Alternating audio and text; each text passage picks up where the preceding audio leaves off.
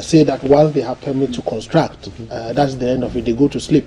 They should get their engineers to intermittently follow through and make sure that they are building according to the approved plans, and then also they should ensure that they are using the right materials. Something is happening in Uganda, and we can learn it here: community participation in monitoring construction of buildings, so that once you are constructing a building, you put a signpost there indicating what you are doing, the materials you are using. So even if the regulatory institution is not closer to the action spot, citizens passing by and seeing the materials they are using can draw the regulators' attention, so that we'll avoid this from happening. I think it is not good. These assemblies must set up. The second one is I want to congratulate Apostle Nyamiche. He was re-elected as the chairman of the Church of Pentecost at their 46th session, and that church has a population of about, they constitute 10.7% of Ghana's population, and they form a significant portion or proportion of the country. So we thank them for that, and then we pray that the church would continue to use its platform to promote peace, unity, and also work towards ensuring that we streamline good value systems in Ghana. The second one is also on, in the past week, some of your media colleagues reported that the Chief Justice has indicated that lawyers will start writing exams. That is not for renewal of solicitor's license or practicing license. On a yearly basis? On a yearly basis. But that is not what the Chief Justice said. Actually, the Chief Justice, let me use your platform to explain that the Chief Justice is just re-echoing the provision for continuous professional development provided for under Regulation 84 of the Legal Profession, Professional Conduct and Etiquette Rules 2020. That requires every lawyer to complete a minimum of 12 hours of continuing professional development in a calendar year and submit details to the General Legal Council before their professional licenses will be renewed. It's a way of streamlining the profession, making sure that lawyers are up to date, and it is happening across the professional space. What will those 12 hours look like? Or how do you submit your evidence that you have Okay, the law is clear that you have to submit details of the continuing professional development program you have undertaken to the General Legal Council, and the General Legal Council will prescribe the form and the content. So once it is submitted to them, they will do an evaluation and then approve a renewal of your license. It is good because accountants are doing the same.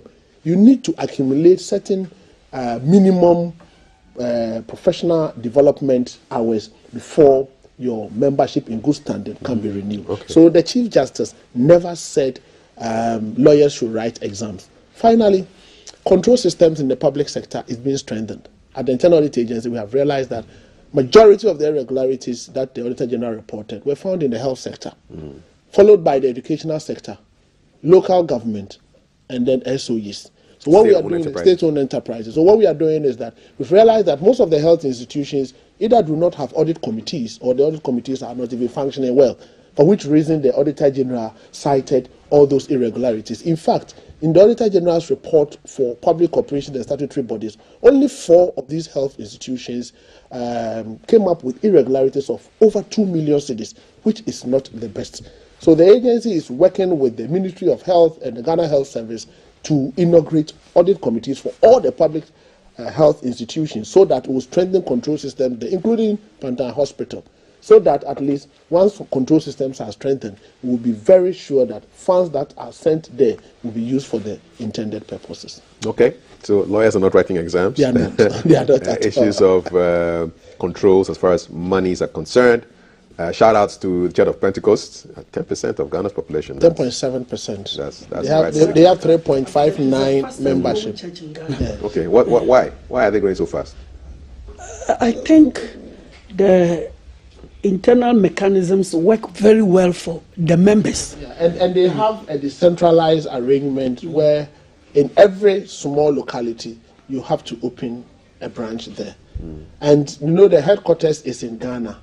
They rather send missionaries to other countries. Church of Pentecost. Church of Pentecost. Okay. The head office is in Ghana. Okay. You know, so it is an example of a local church that can send missionaries outside of Ghana And where do they go? They are in over 40 countries.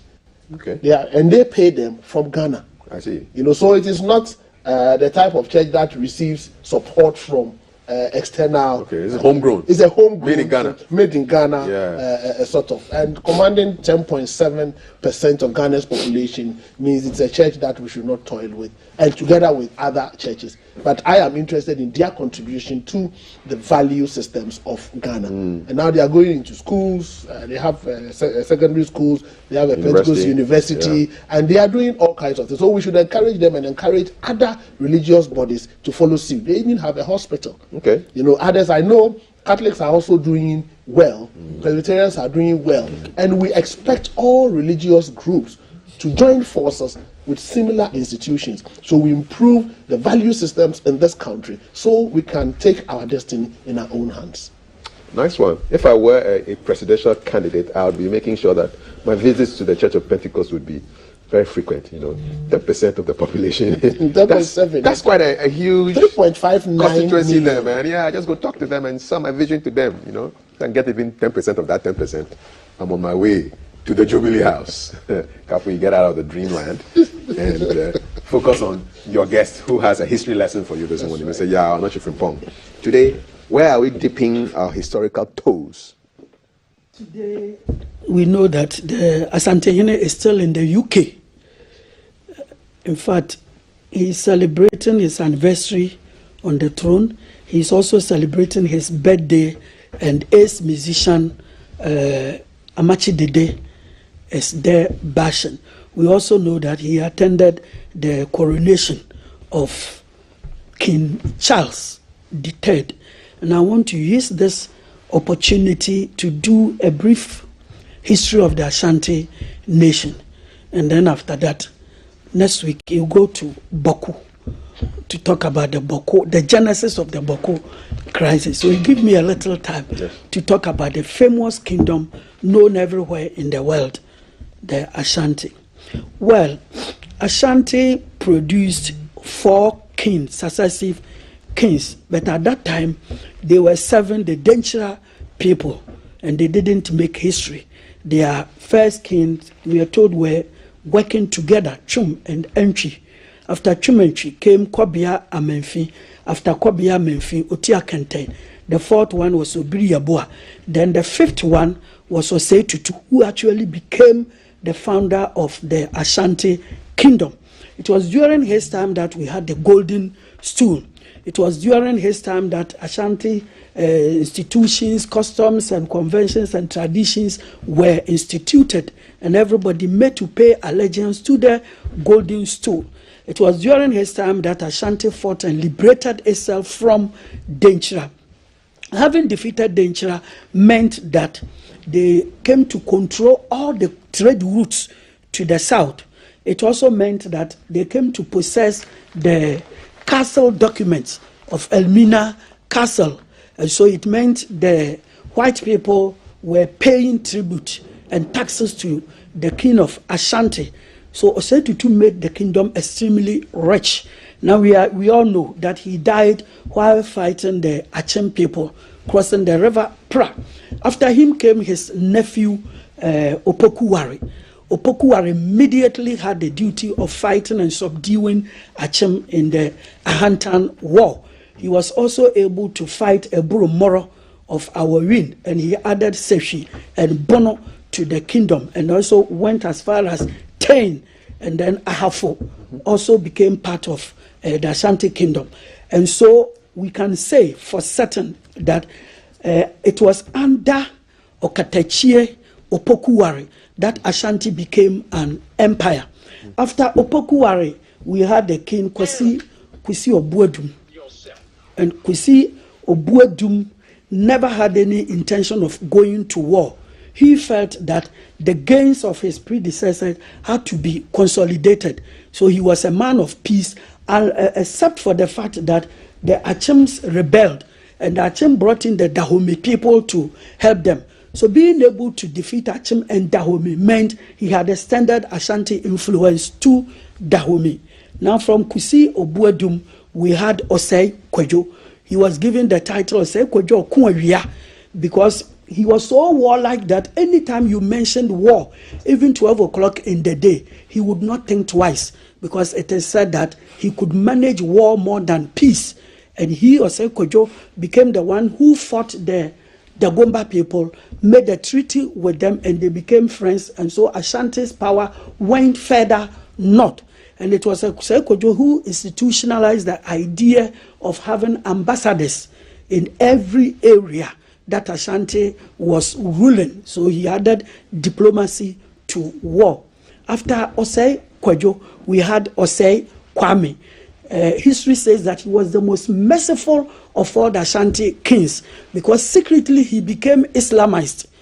And being a Muslim means he would not pour libation, he would not bury people with gold, and then he would not do human sacrifice. This was very good. He was the only Ashanti king who believed in the monotheistic God. The Ashantis would not tolerate that, and so they stood.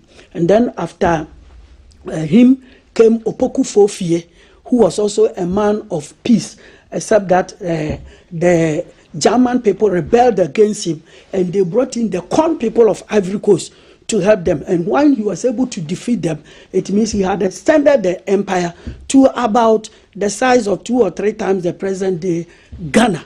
So this was Ashanti for you. After him came possibly the greatest of all the kings, Osei Tutu Kwamena Asibe, who later became Osei Bonsu. He fought the Asen people and then the Fanti people in 1805, because the Fantis had given assistance to Kojo Tibu and Koku Aputai, 2 Asen chiefs that Asantehene had wanted to punish. In 1811, he defeated Fanti again. 1815, he defeated them again. And the British governor sat face to face with him. So he was the first king, Osei Bonsu, the first Asantehene to have sat face to face to draw a treaty with the British governor. And the British accepted that Ashanti's influence could come as far as the Gulf of Guinea. Indeed, at Winneba, he welded himself into the sea and said he was the conqueror of the sea. And that was why he had the appellation Bonsu. So his name became simply Osei Bonsu. It is also said that in 1824 February, the British, who miscalculated the power of Ashanti, had brought in Sir Charles Makati to fight and defeat Ashanti. And I'm saying it was a miscalculation, because Ashanti army was formidable. The man lost his life. Sir Charles Makati lost his life in the Battle of Nsamanko. But the Ashantis could not celebrate it, because on that very day, 25 February 1824, Sir Charles Makati died. The Asantehene also died. He was succeeded by his nephew Osei Yaw Akoto. When Osei Yaw Akoto came to the throne, the first thing he did was a catastrophe. He reminded himself of the fact that the Gans had given assistance to the Fantis when he was fighting them. So he had to punish the Gan people and then make the entire coastal people, including the white people, to serve him. And so he took an oath never to return to Ashanti until he had achieved that. And when he came, the coastal people rallied a very big force. The British brought in even troops from the Britain to fight Ashanti, and they were ignominiously defeated in the 1826 Katamansu War. It was called Katamansu because it became a corruption of Wakantamatu. You took an oath, and now you see that you have desecrated your own oath. So 1826, the Dodowa War, also known as Katamansu, Ashanti was defeated. The defeat of Ashanti meant that they lost all their states serving them. Second, they lost all the castle deeds, which enabled them to collect tributes from the white people. And thirdly, for the first time, Ashanti had to seek permission before they could trade with other states, before they could pass through other territories. And it was a very bitter pill for them to swallow. After Osei Yaw Akoto came the chief Koku Dua the First. Koku Dua the First, at that time there was internal instability in Ashanti, and all that he do was to do diplomacy to bring people together, which he succeeded to a very high extent, but he couldn't get the vassal states to support him. After him came Kofi Kakari. The moment he appeared on the scene, he felt he had to restore the past glory of Ashanti. So he started fighting. going to the Volta. That was where he made friends with the Angola people, and they became his map readers when he was heading towards Dahomey under Dubofour. Then he fought the Fantis. In fact, he was able to defeat all the states again. Then, in 1872, the British Parliament met and passed a law to the effect that Ashanti had to be defeated, destroyed, and annihilated such that they would not come back again, because they felt that they were not helping the British trade on the Gold Coast. So their finest general at that time, who had succeeded a lot in New Zealand and India, Sir Garnet Wolseley, was brought in. And in a famous battle in Kumasi, when much of the Ashanti troops were down here on the coast, he defeated Ashanti, burnt down Kumasi, including their palace at Pampaso, and they were asked to pay 50,000 ounces of gold. Now, their king, Kofi Kakari, would be destood, not because he lost the war, but because he was also a very humane person. We are told that anytime he walked about and saw poor people, he reminded himself of, how should we bury our chiefs with gold? And people walk about the streets and they don't have anything to eat. So he desecrated the royal mausoleum and gave the money to people in the street. So they gave him the title Kofi Kakari Achempo, that is giving gold trinkets to people. That was why he was destood. After him came Kokudua II. At that time too, there was trouble. Then after him came Mensa Bonsu.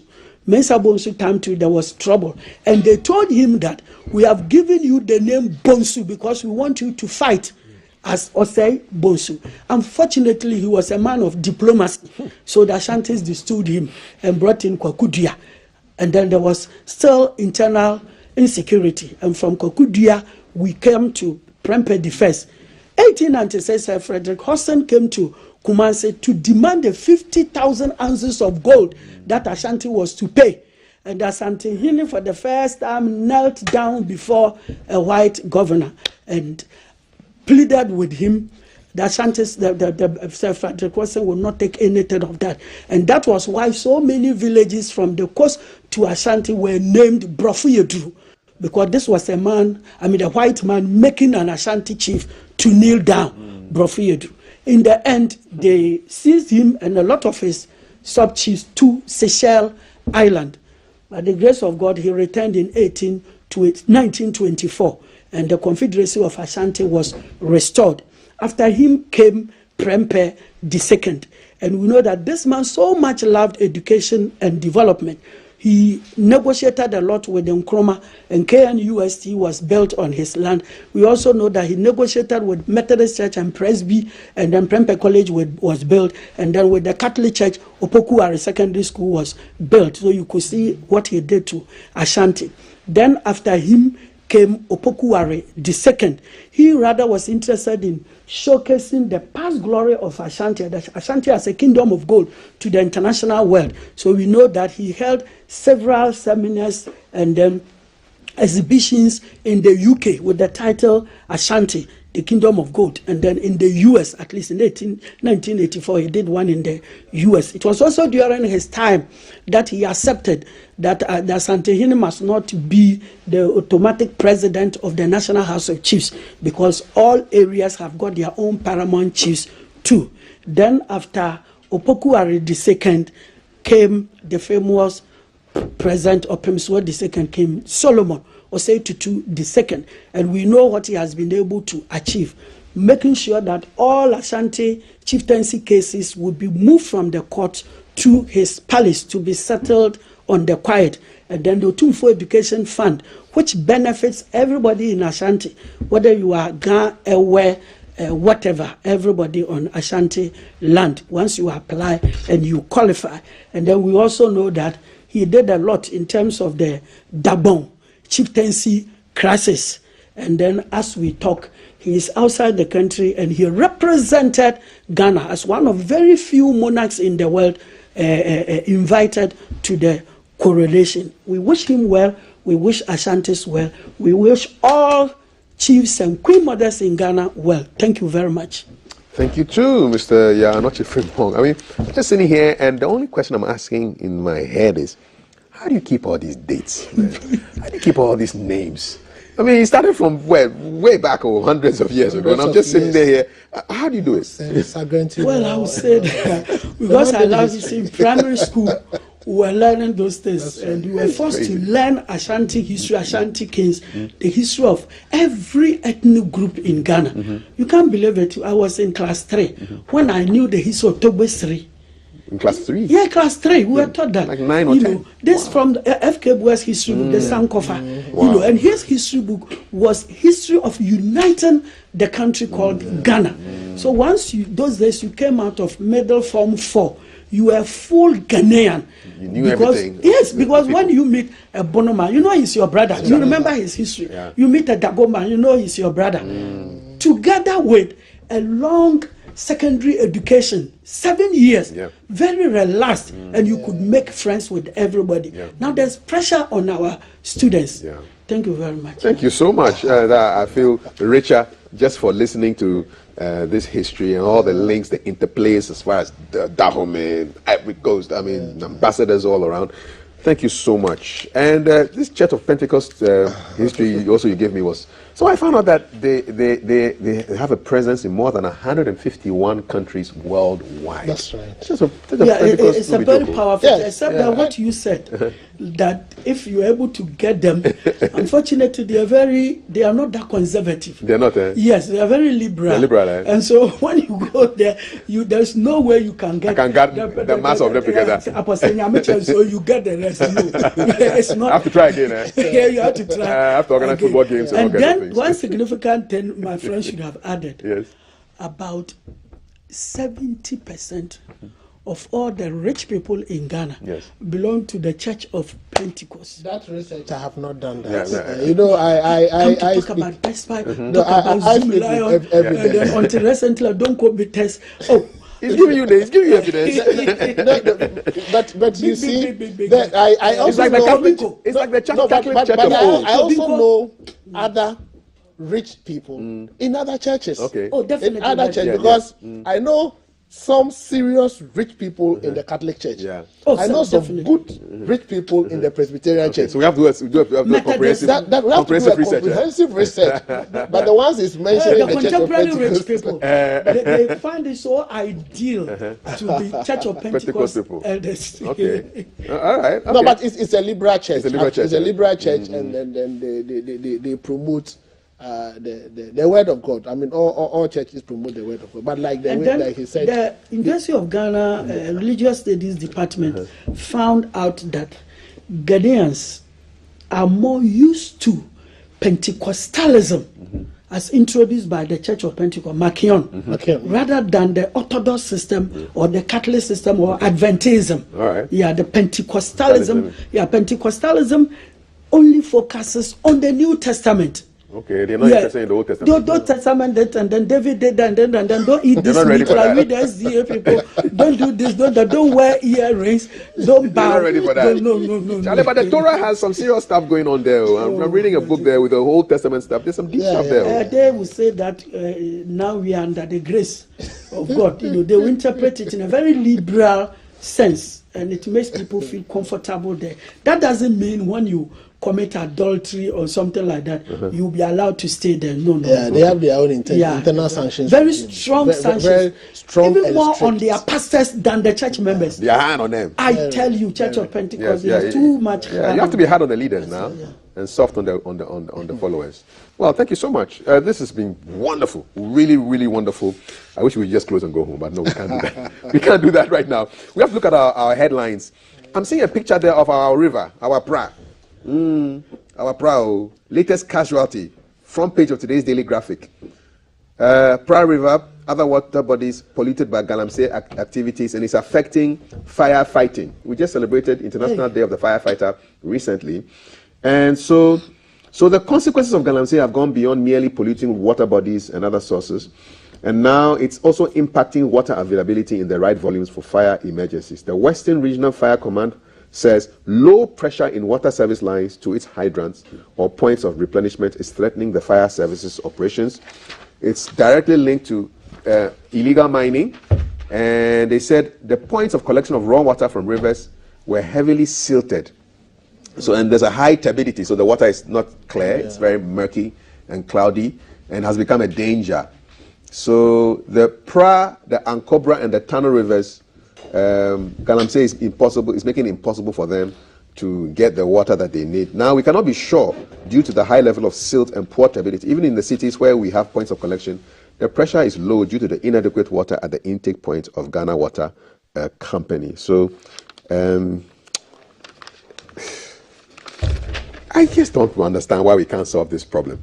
I was just listening to a video sent to me by a very good friend of mine who is a chief, whose permission I cannot, who hasn't given me permission to mention his name, so I can't mention his name. But basically, the summary of the video is that the highest form of intelligence is your ability to solve your own problems. That's true. That's the highest manifestation of intelligence. That's true. That you are able to solve your problems. If you go to school and have 10,000 doctorate degrees and professorships, and you have written lots of books, but you cannot solve your problems, then you're not intelligent. Let me add something small to it, just to top what he's saying. That it is because insane people and then young people at a certain age are said not to be incapable of solving their personal problems. In fact, taking decisions. That is the reason why we are saying that they are incapable of committing crimes. You understand? So it means that once you are of age, you should be able to solve all your problems. Otherwise, you'll be classified among insane people. Yeah. Makaf, you see, until we come to the realization that the solution is in our own hands, and we adopt a radical approach to solving this problem, we'll go around it, and it will continue to be with us. I always say that I don't understand why we can't solve the problem. If we want to solve the problem, we'll solve the problem. We are capable of solving the problem. In fact, as Ghanaians, we've solved our own problems in the past. So we should be able to solve this problem. If we take the politics out of the fight, we will be able to fight it. It is the politicking. Because if the ruling government said, I'm going to do it, you will get the Galamseyers and other people polluting the water saying, we will not vote for you. Then you will get another political party going to say that, don't worry, when I come to power, I will allow you to continue to destroy the water. So let us take out the politics and let us be very radical. Let us crack the whip. If you create problem for us by way of polluting the water, we should not look left, we should not look right, irrespective of the political party you belong to. Let us deal with you. If we deal with people in ways that will send a strong signal to the people down there, they would appreciate what is happening. If not, and we joke with it, it will swallow all of us. Like the way the Arab world dealt with drug trafficking. If we are able to use that approach, polluting our water bodies will be a thing of the past. I think we are just joking with the solution. And at times, the presidency will say that, I've put my presidency on the line. Put people at the forefront to fight it. They disappoint him. When they disappoint you, deal with them. Sack them. Sack them. Because you see, where we are going, if we are not very careful and we don't adopt a radical approach, it will swallow all of us. So my prescription is, let us take the politics out. Let us adopt a radical approach. Let us sanction people publicly and irrespective of whoever you are. If you create the problem, if you violate the law, let us sanction you. If we do that, it can help us in solving the problem. Otherwise, we should forget about resolving this issue. The politics in the whole process is just too much. And I think we need to do, from what Doctor is saying, an inter-party resolution on the environment. I mean, making it big enough, the environment, so that it becomes a national green policy.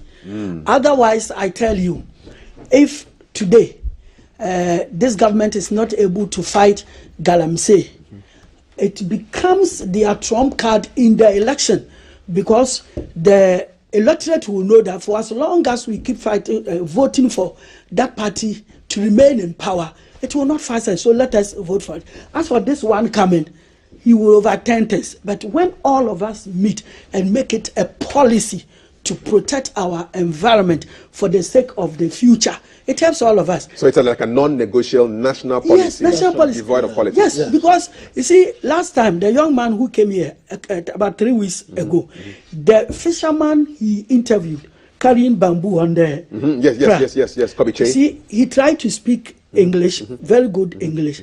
At the background, he was speaking Ewe to somebody. Exactly. So that should tell you that it is a matter affecting the whole country. Exactly. You find Ewes there, not everybody there. Everybody's there. Everybody is Everybody there. drinks water. Everybody Everybody drinks drinks water. water. And what people don't know is that we think the water is protected. If you learn a little geography and then international water law, you will see that the Pra and Cobra, Ofen, all of them are tributaries of the Volta. So whatever that is happening here happens at that end. They are all tributaries of the Volta. Yes. Well, to the wise, yep, we have to solve our problems. Otherwise, we're not manifesting the highest form of intelligence. I mean, it's as simple as that. Your headlines, Daily Graphic. Laws on false reporting essential, says Professor Dateban. More headlines. Ghanaian Times reviews sections of District Assembly Elections Act to address low voter turnout, says the National Commission for Civic Education. I'm sure Dr. Osai has a few things to say about that. Government targets 1 million jobs through entrepreneurial initiatives. And landlord kills boy and inflicts machete wounds on father and sister. Too sad. The Finder, don't use concrete to build motorway. Asphalt will save 15 to 20% of cost, says the construction chamber. But the motorway was built with concrete. Yes. The anchor. It has lasted longer. Exactly. Ashanti NDC in Mahama by day, Dufour by night campaign. I love this headline, guy, man. One beer for you, I'm telling you. Ashanti NDC in Mahama by day, Dufour by night campaign. Top executives and delegates cashing out giddy giddy. ABC News, NDC primaries, Dr. Dufour calls for postponement of presidential primary over flawed register. Which, Dr. Osai, you wanted to comment on one of the stories. Yes, about the local government elections. Yes. I think the local government elections is one of the elections that is lowly patronized by Ghanaians, and I think we should reverse the status quo. The reason is that is where the action spot is. That is where leaders are trained. That is where government and governance is closer to us. So citizens must be interested in who become their assembly member more than who become their member of parliament or the president. Unfortunately, education and sensitization on the local government elections is not the best. It seems to me that we place more emphasis on national level elections because the 2024 elections is happening in 2024, but we have started advertising and sensitizing people around that. Local government elections is happening this year, around September, August. But we've not heard a lot about it, and it is not the best. So if you want to improve patronage, if you want to get people to understand that if you want to participate in governance and you want governance to be closer to you, be interested in the local government elections, then I call on the leaders, those who are in charge of organizing local government elections, to start the process now so that we will whip people's interest and enthusiasm so that we will increase the participation level in local governance elections, because that is the bedrock of our democracy. Okay. Yeah, I think he's right. And I think that as a step forward, to make people interested in local governance, the whole thing should be politicized.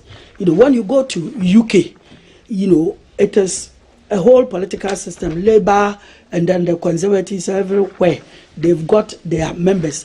And in Ghana, you see, the election comes about 2 years before the main election. Exactly. So if the whole thing was to be political, it will help you to know in every constituency what will happen in the general election. Because if, let's say, NDC wins in a particular area, that would actually reflect in the next general election, and it will also make people very sensitive about that election. So I believe that it should be fully politicized. Even now it is, because I know that in reality the parties nominate people to go, but on paper we are told that it is non-partisan. Please, we should just change it, make it partisan, so that people will develop more interest. And that will also mean that let's say, let me give you an example. For example, CPP is able to win in a particular assembly. In KEA.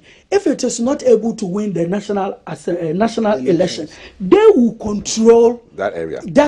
Yes. And if they do very well, it will showcase their future prospects. Even the other advantage is that it helps us in growing smaller political parties who may never win elections, either to become the president or to form a government or even to go to parliament, but they have good ideas. Exactly. So then once they are able to command control in a particular district assembly area, it will be a test case for them. They'll start implementing the manifesto they never got the opportunity to implement at the national level. Apart from that, it will also take away this winner takes all. It's a kind of power sharing thing. Power sharing sort of, so that at least it will reduce the tension in national level election, because we have tension in a national level election because people think that, look, when I lose the election, I've lost everything. So that is also important. Apart from that, it will also hold government in check, because at the moment it is the government that appoints all 261 chief executives.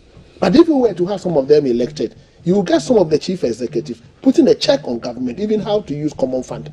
And if common fund delays, you will get a chief executive who can go to court and say that, look, my common fund has delayed, but I need it to develop the people in the area. So there are a lot of problems with the current arrangement. And like Kwame Nkrumah always say, we have imposed a seemingly non-political system on a political system, so that we create the impression that assembly membership election is non-partisan. It's not. But we know. It's highly partisan. In fact, it's highly partisan, because when you see their logos and the colors, they will tell you that when you see the color of a particular political party in my color, then it means I belong to that political party. So why are we playing ostrich? I really wish that we had a law where every political party would have had to use the national colors. So that way you will not be able to tell. Yeah, I agree. Red, gold, green, and black. Yeah, I agree. Yeah. So it's not about symbols, but ideas, because we all have the same colors. We have the same colors, and in fact, we have the same aim. Our aim is to develop this country. No political party doesn't exist to bring down development in this country or to undermine development in this country. They all have good intent. If you all have good intent and your aim is to develop the country, then why don't you have a common logo, which is a development logo? The only thing is that tell us how you intend developing the country, and that will be it. But I agree with my colleague, there should be consistency in governance. President must be elected on a partisan basis. MPs must be elected on partisan basis. Assembly members must be elected on partisan basis. Chief executives must be elected on partisan basis. Then we'll have a straight line and consistency in governance. But a situation where chief executives are appointed by the ruling government, assembly members are elected on non-partisan basis, you create an inconsistency in the governance process, and it creates problem for everybody.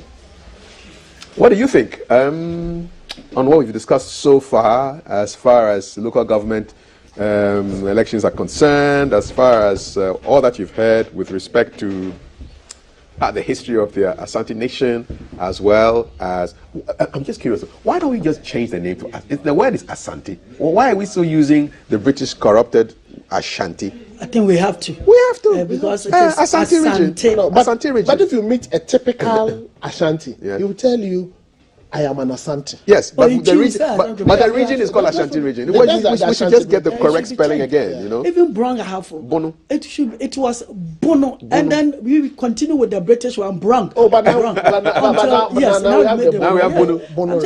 So Ashanti should change to become Asante. Just get the things right. Asante. All right, I think I'll read a couple of messages on our board. There's a story here about virgins that I'm very interested in. We'll get to it at the right time. Not now. Don't get too excited. Let's go check out what's happening in the news. All right. More messages are coming in on 055-556-1034. Okay. Good morning. Our local government system is based on the Workers' Party system. Really? Which one is that? I need that. Dr. Anointing. Good morning. Lack of nationalism has been the death of Ghana's development. We need a resurrection. Abdullah. In fact, the menace of Galamsey is becoming a cliche. Water bodies are being destroyed, not by animals or any creature, destroyed by humans with senses. Who are we to blame? We need positive attitudinal change in order to tackle this menace to the core. Partisan politics takes the biggest obstacle in the fight against Galamsey. Incumbent on us as citizens to think about the future divide of selectivity. Let us rally behind the government to fight this menace of Galamsey before the things go out of hand. We can fight it with a united front. Says Abdul Razak Tamale. Mickey, darling, ask Dr. Asai if the internal auditors in our public institutions and external auditors are indeed credible. Why is corruption why does it that the corruption in public institutions never seems to stop, but is rather on the ascendancy? We are overly concentrating on external audit. Let us concentrate on internal audit so that it can be prevented. Okay. Lawyer Frimpong, they're asking for some confirmation. He wants to confirm if the Gomba Kingdom did supply 1,000 men every year to the Ashanti Kingdom for war. It is true. When during Osei Kojo's time, the Gomba was defeated, Ashanti entered into an agreement with their king called Gariba. And they were supplying 1,000 men, 1,000 cows, 1,000 sheep, 1,000 goats every year. And they had it from the other northern areas, not from the Dagomba people. That's why the others did not like the Gombas. It was a kind of a tax, right? Tributes.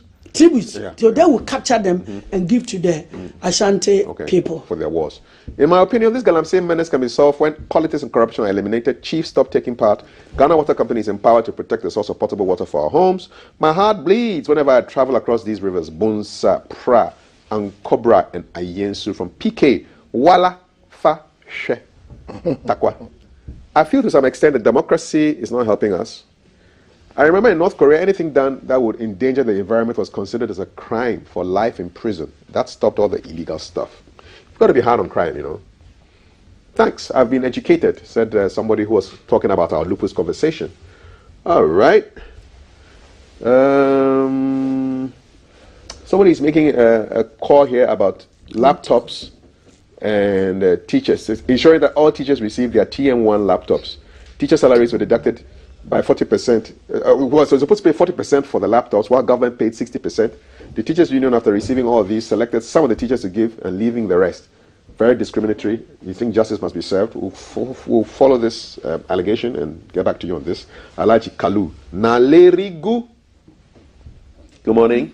Aaron says, any political administration that comes to power must do well to continue inherited projects, and politicians must desist from using MP's common fund. All right, okay. History is very deep this morning. I've learned a lot, says Wafa Eric.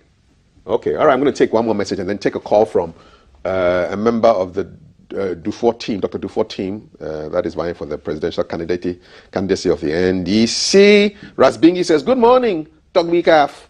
Good morning to you. The Nanado administration is not ready to fight the menace of Galamsey because they are neck deep in it. Professor Frimpong's report spent 2 years without government doing anything about it. Let's not be deceived by their slogans. God save Ghana. Ras Bingi from Accra. I'm going back to my desk. And there are a couple of Dr. Dufour related stories in our headlines this morning. And we want to get some clarification from them. The Anchor has a story on it. The ABC has a story on it as well. And we want to find out exactly what the situation is. On the line, I do have with me right now Mr. Koku Anyidoho, who is part of Dr. Kwabena Dufour's campaign team. Koku, good morning. Good morning, Mr. Anyidoho. Yes, good morning. Good to have you here. Yeah, thank you very much. Awesome. First of all, the Anchor reports that there's a Mahama by day, Dufour by night campaign all around the country. Is that correct? Good morning, first of all, to your listeners, your viewers, yeah, both at home and abroad. Yeah? Well, I'm not too sure what Anchor is talking about. How's the campaign going, by the way?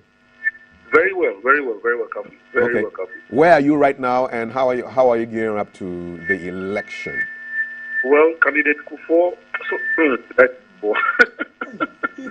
candidate Dufour is in the Ashanti region, as I see you. Can you lower the volume on your TV set?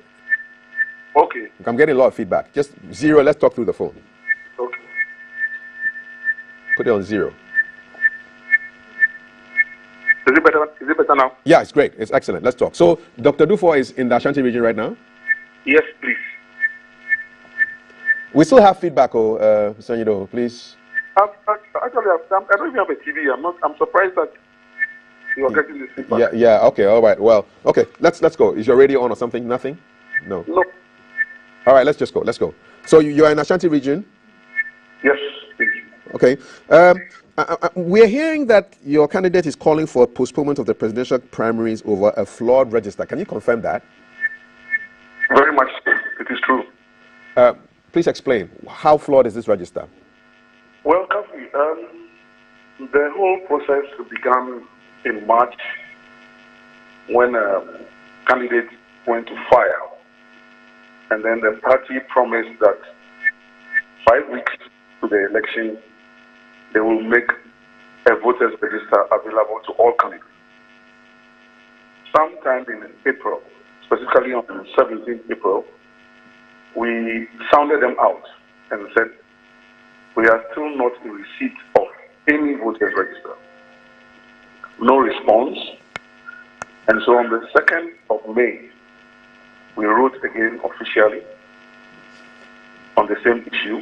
And then on the 4th of May, they invited us for a meeting at which they presented us with some electronic version of what they claim to be the voters register. Of course, we accepted it. We went back to the office, spent time investigating what it is they had given us, and Kafi, honestly, first of all, out of the 275 constituencies, they made available to us only 220 constituencies. No problem. Then out of the 220, our investigation is just showing gross anomaly and inaccuracies. Double registration, multiple picture IDs, female having male photographs. And then to make matters worse, they have created an exception list. Now, this exception list is supposed to be for people who, one way or the other, are not on the main register.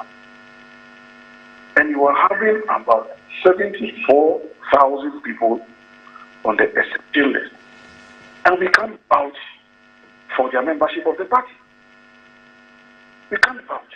We cannot vouch. So yesterday, we went back for another meeting, presented our report in total to them. We met the elections committee, and they are saying that, well, they have no right to examine what we have brought. I don't know what that's supposed to mean. And that today, which is Tuesday, traditionally on Tuesdays, the functional executive committee of the party meets. So today at 2 o'clock, we are hoping that the party will meet, chaired by Johnson Asiedu Ketia, who is the chairman and leader of the party as of now, and you and I, our own brother, Pichu Kwede, who is the general secretary. We are waiting to see what they will come up with. But yesterday, the request we put across was that based on what we have discovered, respectfully, the election must be postponed. So you are looking for a postponement of the election. You also want the stakeholders to have a meeting to establish an agreeable roadmap that will guarantee the integrity of the voters register. You want the register cleaned within an agreeable time frame to ensure free and fair election. And you want to save the image of the NDC so that the party can have a credible voice, so that the party can speak on national election matters when the need arises. Summary of your position, is that correct? Exactly so, Kafi. Okay, and so this meeting is today? NDC has stepped out of IPAC because Johnson Asiedu Ketia and his group say that we don't trust the Electoral Commission to run a free and fair election. Given that we have a strong position on that one, why are we unable to conduct a free and fair election internally? Why are we unable to do so? So we can go out now and question the issue. Now, we also wrote to the EC on Friday last week, which was the 5th of May, because that is the body that will run the election. Sure. So we petitioned the EC as the electoral body using the EC's laws and of course the Supreme Constitution of the Republic of Ghana. And we are saying that the latest or the last constitutional CI that the EC across at least 21 days before the election, and voters must be made available for auditing and examination. Okay. No such thing has happened. So how do we run an election without auditing the voters' register? So will your candidate interrupt his campaign to be at the meeting today? Pardon me, sir? Will your candidate be at the meeting today, or you'll be representing him? No, well, this is a fake meeting, and so they haven't invited us for the fake meeting. Mm-hmm. So we can't stampede that fake meeting. Okay. It's a functional executive committee meeting, not been invited, and so we cannot be there. But yesterday, as I said earlier, we gave them details of what we have observed on the register in terms of anomalies and inaccuracies. We believe that today, maybe at the first meeting, they will examine what we have put across and take a solid decision and just put on this thing. Look, it's not a do and die affair for us. All we are asking for is a free and fair process. Let whoever will win. Then we will all rally behind that person. But to the extent that you are going to go into the election with a fraudulent register, how do we partake in fraud? Dr. Dufo is not about to partake in fraud. And those of us who support him are also not about to partake in fraud. Okay. All right. Mr. Kokoan, you know, member of the Dr. Dufo campaign team. Thank you so much for your insights. We'll see how things go. Pleasure is mine. Pleasure is mine. Thanks for the opportunity. Yeah, thank you very much. And back in house, gentlemen, any comments you want to make? Well, I believe that as at the national level, we always pray and cry for the right thing to be done by the Electoral Commission. It should be extended to every level so that whatever the outcome of the election will be acceptable to everyone. It won't take NDC more than a week to address all the issues Koku Anyidoho is talking about. It could be that he's only crying wolf, but without investigating, how would you come to that conclusion? So it should be investigated, and where they need to restore this or that in order to bring confidence, it should be done. Okay. All right. As I will call on the leadership of the NDC to ensure that they operate within Article 55 Clause 5 of the Constitution, because any action they take is part of our democratic process. Article 55 Clause 5 of the Constitution is clear that the internal organization of a political party shall conform to democratic principles, and its actions and purposes shall not contravene or be inconsistent with this Constitution or any other law. So, with the complaints that Mr. Anyidoho and his camp is raising, I would think that in this afternoon's meeting they will be able to address it. Because as we go into the 2024 presidential and parliamentary elections, we have to make sure that we maintain the peace that we are enjoying now as a country. And a lot depends on the political parties, especially the two major political parties, the NDC and the NPP. And for any democracy to stand on its two legs, we need a viable opposition. And since currently NDC is in the opposition, we would expect them to do the needful to preserve the peace we are enjoying in this country. Okay, you're watching GTV Breakfast. My guest, Dr. Eric Odru Osai. As you are Noche Frimpong, my name is Kafui Day. This is hashtag GTV Breakfast, and we're looking at the stories in the news. This is an interesting one here that a legal luminary is speaking on. So a former Justice of the Supreme Court, Professor Justice Samuel Dateba, has said that a blanket removal of laws criminalizing false reports would be perilous. He said such laws existed to regulate mischief, and hence conversations about scrapping of such laws must be subjected to a process to see if they still served a purpose under the current legal regime. He was speaking as a chairperson of a lecture organized by the Directorate of Research, Innovation and Development of the University of Media, Arts and Communication in Accra yesterday. So he's basically talking about, the laws must stay on false reporting, because removing them, I mean, as lawyers, what's that great peril that he's talking about that is hanging over our head if we remove these laws on false reporting? But as the word it starts from false, once you talk about something being false, it connotes malice. But why should there be a conversation on removing these laws in the first place? Oh, definitely. Once we live in society, we have to sample everything. There was a time when you understand, we have to sample everything. Okay. So I believe that it's good we discuss that, but I don't think anybody would dare make a law saying that people who make false reports would be made to go scot-free. I don't think it should happen anywhere in the world. I think I agree with him, because false reporting in whichever form it takes is not the best. And Article 19 of our Constitution is clear on some of these things. So I think that we should allow the law to stay, except that we should conscientize people on how to report a report fairly, accurately, and it must be evidence-based, so you don't tarnish people's image. It's very important. There are journalistic rules that you need to comply with. So if journalists or persons who are not journalists but they want to do false reporting decides to do or undertake the false reporting, they must be sanctioned accordingly. So once we have these tight rules in the system, it will serve as a deterrent to people in any time they want to report on something without verifying. And Kafu, you know that even when a child is born, at the time we are giving him a name, we dip water in the mouth and say, when you see water, say water.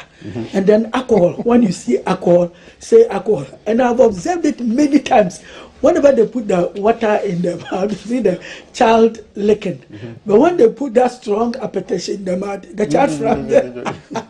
So that alone should tell you that right from the very word go, we try to instill the truth in you. And you should continue to every level till you die. Okay. The Krobo story. Yeah, we are going there right now. It's a very interesting. Why is my colleague interested in the Krobo story? All that I was going to say. Even when you forget, he tries to. Let me read this. Let me read the story. So this is the ABC News on the side of truth, and it says the headline is Dodowa: Lack of virgins frustrates depot rights. And the mothers in charge of the depot, which are the puberty rights in Dodowa, in the Shai Osudoko district, in the Greater Accra region, are now allowing non-virgins to take part in the rites, because it's becoming very difficult to get virgin adolescent girls. However, girls who have had abortions, have given birth, or carry pregnancies are still not allowed to go through the rites. Well, how would they So, according to them, according to them, many girls are now sexually active, leaving them with no choice but to allow non-virgins to take part in the rites. The modification, they believe, will attract more adolescent girls to the rites, which in the past were to usher only virgins between the ages of 10 and 15 to puberty or womanhood. So this was something that was shared when a team from the Mirror visited the depot house at Dodowa, to witness this year's ceremony. So the mothers are the elderly traditional women ensuring that the depot rites are performed. They are in their 80s and they are not happy that the current generation was not interested in learning the processes of the rites. And the fear is that when they pass away, there will be no one to replace them to perform the rites for the girls. It's a very, very interesting story here, ABC News. All that I was going to say, and which I'm saying, is that if, for example, all the candidates happen to be virgins, and then a day after the whole process is over, they begin to desecrate themselves. Society has not gained anything. So what is important is a serious moral education, continuous one for everybody. Two, we should all understand that society has changed. It's growing all the time, and so we should accept it in order to keep the custom moving. Otherwise, it will fall completely. Then thirdly, if there is that fear, they should reduce the age completely. The depot age. Yeah, depot age. If you make the thing is supposed to usher you into womanhood. I mean, how low do you want to go? just try to reduce it. To where, because my brother? in order to From get 10 to virgins, 15. just try to reduce No, them. but the whole idea is to prepare you for womanhood. Yeah, so if you're reducing it to 9 or 8 or 7, and you are still being prepared. You are still being prepared. It's an education. Maybe the reduction is in line with modern trend and technology, because if those days going into womanhood is from 10 to 15. to 15, maybe because of advancement in technology now things happen between 8, 9, etc. So why don't they look at it and then align it with modernity and then modify the whole cultural arrangement? I think that I want to agree with my colleague on continuous moral education. It's very important. And what is worrying in our society now is that we do this moral education, churches will do their counseling, people get married, but we leave out the post-marital counseling.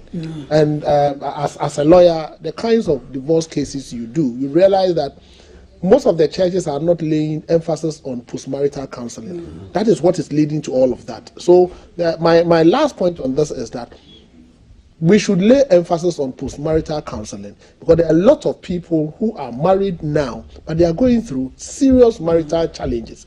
So yes, premarital counseling is good, moral education training is good, but let us also lay emphasis on post-marital counseling. That was it's very, very important. Diana and Charles missed. It's very, very important, because if you have post-marital counseling between 5 and 10 years, then 10 to 15 years, 15 years to 20 years, and you have those groups being counseled by people who are their seniors, I think it will help. It will really help. Otherwise, we are losing it out as a society. I really want to speak to somebody who knows a lot about the depot rights, because there's some sex education in that whole business. Oh, you want to be giving a sex education to a 9-year-old or an 8-year-old? Oh, certainly. But if they they don't know what is used for, what is in front of them. You see, it's about menstruation.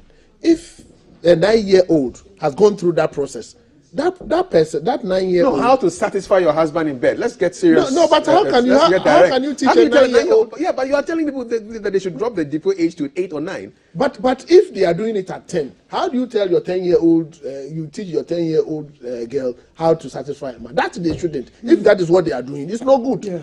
10-year-old, no, they should move it to 18, 20, when that person post-marital counseling, when that person is due for marriage. But if you come and teach my 10-year-old girl how to, no, I have problems with you. No. You are just destroying the girl from. At that point in time, that young lady should be taught how to learn, how to prepare cook, for life, how to cook, water, and all of that, hygiene, and acquire a profession. Hygiene. Not how to satisfy a man. That is totally wrong. If that is what they are doing, they should stop. It's not good. They are not helping us. They are not helping the country at all. Did you, in the Asante culture, do you have like initiation rites for women as well? Oh, definitely, yes. Yeah. Yes. You do? Oh, yes, Obra. Yes, they do. Oh, that's what it's called. Supervised by the Queen Mother. Okay, they still do it? They still do it. Yeah. Even at the family level, they do it. They still do it. Now you can't want no kosia. They do it. What was that? They put an egg in your mouth? Yes, to show your innocence. Your innocence and the fact that you have you can give birth. Yeah. That is you have set on a road, and then your marriage will be successful. You give birth to a lot of children, and that is it. That barrenness is out of your way. How do we modernize all these traditional rites? Because there's value in them. Yes, we should have an institution. If we can have National Commission on Culture to lead this process, to do a mapping of the various cultural systems that requires modernization, and then we support them to modernize it so that we can have our cultural systems being modernized to benchmark with current technology. It's very important, because the backwardness is becoming too much. No, we shouldn't encourage that. How can you teach a 9-year-old girl how to? No. It's not the best. So just a little bit on Depot. So it's celebrated by Dangbe groups, especially, namely the Shai and the Krobo, and is held in the month of April. So it just passed by. Unlike in the past, where the girls were lined up bare-chested and almost naked, it's no longer the case. The girls who exposed their breasts were those who wanted to take photographs to portray their rights as done in the past. And the report also that as part of the changes, girls as young as 2 years of age were allowed to go through the rites. 2 years. Oh, but if you don't understand the essence of what you're doing, how would do a you 2-year-old participate? understand? No, it's wrong. That one is wrong. Some fathers are very supportive of the depot rights, and there were girls whose mothers bought them without the consent of their fathers. And so such girls refused to shave their hair so they could go home quietly with no traces of the rights. Girls who refused to shave their hair as the rights demanded paid a penalty of 5 Ghana cedis to the mothers. And currently, to enable a girl to go through the rights, parents are supposed to pay 500 cedis to the mothers. They are camped in the depot house for a week, given a ritual bath, taught some cooking skills, housekeeping roles, and personal grouping. They also taught the depot dance, which is called Klama. And the girls performed the dance all through the rites. And the kind of beads being used by the girls are those hardly seen on the market, and just made each girl look unique and beautiful. And so, yeah, this is a flavor of what happens with depot. Have you ever attended any of those rites? Never. Doc, I've seen it from afar. Yes. Yes, you've seen it from afar. Yes. You were not that close. means watching documentaries on it. See it from afar. Yeah, that's our Vandal lawyer right there. So he saw it from afar. A couple of headlines here for you. You realize that there's also a trend with police officers discharging their weapons. One killed his fellow officer recently. Another killed his girlfriend. Things are going on in this town, or is it that we are becoming more aware of the stuff? Stuff has always gone on, but we're now getting more and more aware. I think so. I think the police administration is doing a lot of work on it. They are trying to work on the minds of their officers, and they are documenting some of these things to prevent it from recurring. But it is part of the process, because it must happen for us to know that it exists, for us to develop a strategy to prevent it from recurring in future. Okay. There's a caution here not to use concrete to build a motorway, because asphalt will save between 15 to 20% of the cost. So this is the Ghana Chamber of Construction urging the government to do this. They say we should use asphalt hot mix overlay, and it will save. Is it always about money, really? Because somebody sent me a video sometime of how the Jewish mentality is. So the Jewish people, their mentality is that, listen, when you are doing business with somebody, you try to improve the people in your community. So you give business to the person, and if the person messes up, you encourage him, you give him feedback so that he can improve. So it's not about, I can get it cheaper here, I can get it quicker here from other places. You try and keep the business within yourself. And so, but here it seems everything is about, okay, is it the cheapest? Is it? I thought the motorway was built from concrete and has lasted over how many years? Concrete. And what he is saying, you only have to look at the motorway and compare it with all other roads in the country. And then you will see that it is good that the chamber is saying cost, just cost. But we are not talking about cost. You have to talk about something that is durability, and then decency. There's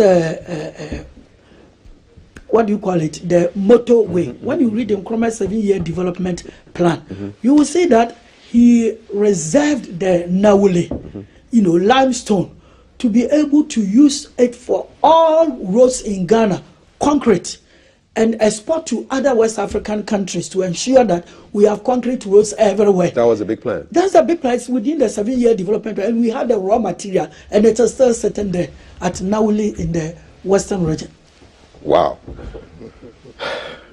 A lot that has to be done in this country. I have to go and read that 7-year development plan again. Yeah. Okay, on the line now, we do have Lydia Ameyal. She's a producer at Obonu TV, to give us some insights on the depot story that we were speaking about. Lydia, good morning. Good morning, Carl. It's good to have you here. We hear there's a lack of virgins in Dodowa, and depot is being, I don't know, it's not going the way it should go. You've heard this story. I mean, what are your insights on this? What's the way forward? Yes, please. According to the mothers of the tradition, when I say the mothers, those who take us through the tradition by the children, says that they are lacking virgins, so they are giving out the opportunity to those who have even slept with men, but have never aborted a pregnancy or given birth. Yes, go ahead. And this is going to be a problem to the Gadangis, because if we we knew very well that if you are not a virgin, you cannot be deposed or you cannot pass through those puberty rites. And now they are taking girls who have slept with men. Then how are we going? What is our culture? What are we going to do about it? Are we imposing sex on our children, especially the young child? I can feel your passion in your response. What was the traditional curriculum of the depot rites? What did you learn on day 1, day 2, day 3, day 4? Yes, it is like you are being entreated into womanhood. Mm-hmm. So you go through a lot. 1, when you get married, how you are supposed to treat your husband. Mm-hmm. 2, how to take care for yourself. Even you are being taught how to take care for yourself when you get into menses. Because some of them have not even menstruated when they go through the process. So when you menstruate, how to take care for yourself and how to approach people. We are being treated up. We are being taught on how to talk to people and the ethics of the Gadanwe and then ethics of Ghana as much. Did you? Can I ask a personal question? Did you go through the depot rites yourself? Mine is Ashimi. Okay. Similar to the book. Mine is Ashimi in Bubla from Farm. Okay, but similar. There are similarities in the the womanhood rights. Is that correct? Yes, please. Okay, and how long does it normally take? Back in the day, how long was the whole process? Depending on the clan or the traditional area you come from. Mm-hmm. Yeah, some take 7 days, some take 2 weeks. Mm-hmm. And were you camped back then? Excuse me? Did they camp you? Did they seclude you and then teach you all these things? Yes, we were camped. Mm-hmm. You see, those days we have a stone. We have a big stone that when you are being sent in, you are supposed to sit on the stone. If you have ever slept with a man, you will be stuck on the stone. You cannot get up. And so rites are being, the libation are being poured before they can take you out of the stone. Did you ever witness any woman stuck on the stone? Yes, please. Oh, wow. Yes, please.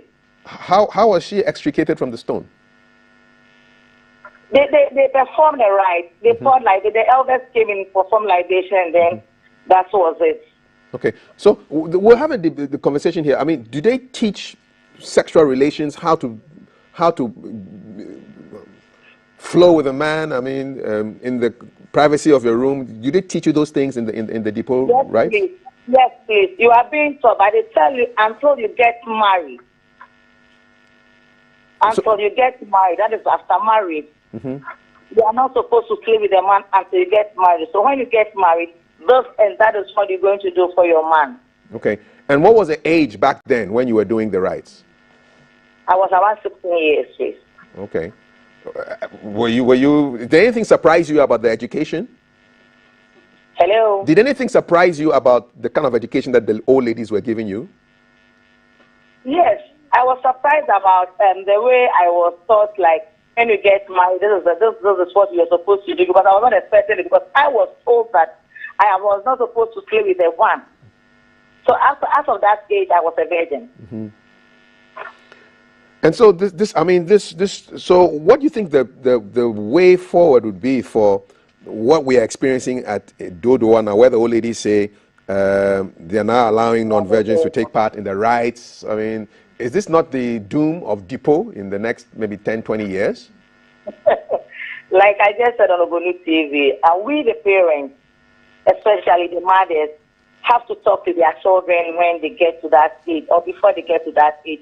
You can talk to your child, this is where you come from, and in this clan, this is what is being done, and then if you don't do it, you're going to bring maybe shamefulness to me, myself, the family, your siblings, the elders, and others.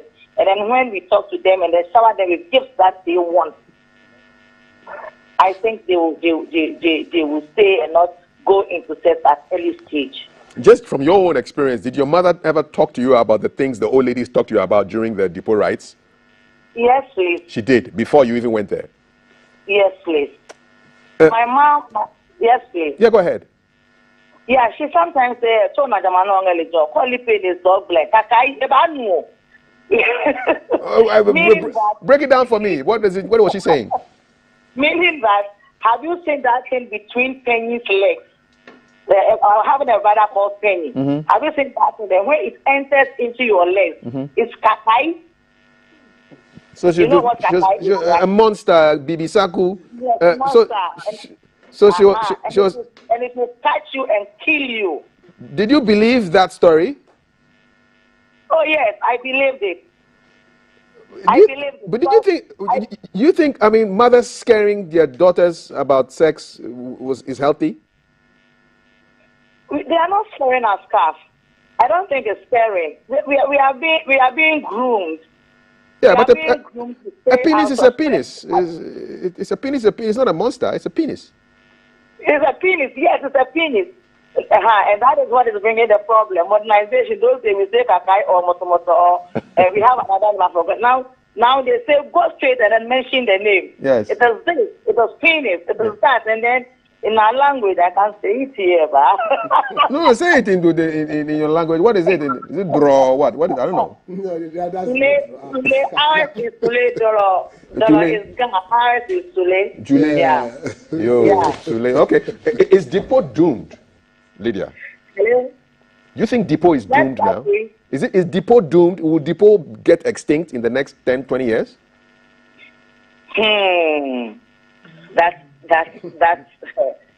is the issue. But maybe when modernization takes place, I think it can still be. We don't have to take Depot out. It's part of our culture. It's our heritage. And then it is believed, and I have even seen that some people get married and cannot even give birth until they come back for the Depot rites to be performed before they give birth. We have people like that. We have people who are working, but they're not gaining anything after that thing is being performed. We have people who have traveled outside, working very tediously, but they're not earning anything. Okay. So they come back. So Lydia, so people of your age mates who come from the same ethnic group, are they submitting their daughters for Depot? Yes, please. Yes, please. They are. Yes, please. Okay. All right. Well, there was this scenario. A lady father was a reverend minister, and then the man was saying, "I'm a Christian. My daughter cannot go through this. I'm a Christian. I don't think my daughter will go this." And the daughter got married. After for about 7 years, there was no child. And so the lady's mom took her daughter to where they come from, and the puberty rite was done. Less than 2 years, they gave birth to 3 children. Just like that. And you think that the Depot provided the password? Yes, please. That is the belief. All right. You believe in it? I do, because it's my culture. Okay. Although you're a Christian, right? Yes, please. All right. More power to Depot. Lydia, thank you so much. Thank you very much, I've been educated. With the papa, yes. 3 children within 2 years. 2 years, papa. God bless Depot. Let me read some messages and then we'll have our next conversation. Can we bring your talk back here? Okay, all right. Charlie, don't be small. All right, okay. Government, good morning to you all in the studio. The government should start killing those people who are called so-called galamsey, and our waters will be fine in the country. All right, good morning, Calf. You see, the Depot thing started in a time when teaching small girls on how to satisfy their husbands in all manners of life, including sex, was normal. At the moment, it looks awkward because of the times we are in. We can change some aspects to suit the times. Even the Bible has First Testament and Second Testament, so old and new. Siko. I think maturity for Depot should be linked to the first time after a girl experiences her menstruation, because anything at all could occur from then. All right. There's a political one. So all along that Dr. Dufo and his team have been campaigning, who have they been talking to? And since they did realize it, I thought they were meeting with delegates and pleading with them to vote Dr. Dufo, Honorable Timothy, Atabuede. I won't trim. Depot discussions, 10 to 15 years is enough. Constitution is 16 years and above for sexual consent. 10 to 15 is defilement. What are we encouraging? Says Jeff. Yakubu. Good morning. I blame social media slay queens for the lack of virgins. Well, virgins don't have sex automatically. There has to be a man having sex with a woman. Why are you blaming social media? Blame libido. I hear lack of virgins affected the festival at Dodowa. Well, that's what we're hearing. It affected beyond the festival. In fact, it affected Depot itself. Pardon our president, IMF, please don't get angry and recall the deal. All right, okay, Nana Kojo, Lottie Jones. But Kafu, you need to call the leadership of the NDC to respond to Koku's concerns. You don't know what's happening here in the background, bros. All right, I'm not going to take any insults with anybody who's calling me Koku, Koku. All right. Small world. Thank you for your good works. Ghanaians, we're joking and making a mockery of ourselves. Imagine China with its population, they have pragmatic and drastic laws which deal mercilessly with indiscipline and law breaking. It's true. Usankide. It says, long one, dry trap there. Ghanaians, you think they'll break the 8. Okay, we didn't talk about the 8 this morning, but it's no wala. All the money that the government claims to have used to fight Galamsey is deceit. It's your question. You don't really know what's happening. Watching live from Boga, you skip my post. Why? Is it because I mentioned the name Dr. Hilary Mann? You see, this kind of speculation is not healthy for you. Not even from you. For you. Why did you skip my post? Then I'll respond. You know, I love Dr. Liman. He was my neighbor in Teshinungwa. I know his children. Why? Dr. Liman said this in 1980. No constitution can govern the people if the people are not prepared to govern themselves. So how then do we fight Galamsey when we don't respect our own laws? Akazabre, are you happy now? I read your message, lad. Sure. Good morning, Kaf. What was the name of Ghana before it was named Gold Coast? Ghana was not named Gold Coast. Gold Coast was a part of Ghana, of what is modern day Ghana, right? We had territories, Ashanti, Northern Territories, Ashanti, the Gold Coast, all right? Yeah. Please Google it or ChatGPT, you know. Yeah. We have technology now. Charles Edu. Good morning from Gunwa, Jamang. You thought Koko had long renounced his NDC membership. No, he has not. He says he is a member. The party is saying something else, but he's a member. It seems the water bodies are still at the mercy of illegal and senseless mining, rendering them unfit and unwholesome for consumption. It is true. Culture is culture. Our tradition must go on. Let us do our best to preserve this noble culture. Depo all the way. Good morning. Can you ask ECG why they are unable to solve the problem of no network to buy electricity? For a week now, people of Tema that I know are really struggling to buy electricity. Good morning, honorable men. You were hoping Nanado could have appeared more Ghanaian rather than wearing a suit to the coronation of King Charles II. Okay. You are hoping, but you're not his stylist. Yes. You can hope all you want. He will wear what he wants. I think anyone below 15 should not have anything to do with sex education. Yeah. But I think we must know the proper names for our organs. Not this whole kakai and no, a penis is a penis. It's like an elbow. You know, we should know the names. But, you know? but calf, is it like an elbow? It's a part of the body. It's a part of the body. Yeah. So by the way you linked it to elbow. I mean, it's a normal part of the body, but we cover it for certain reasons. That's right. Yeah, but this kakai and pee and wee wee and come on, man, let's just go. Get real. Good morning. Can someone tell us if we have LPG shortage in the country or there's a deliberate hoarding to create demand and supply? Is there LPG shortage? We don't know. All I do know is that I'm wrapping up my segment right now. Gentlemen, I want to thank you. It's been a great conversation. We went all around, from Church of Pentecost to Ashanti Kingdom to virgins, or the lack thereof in Dodowa.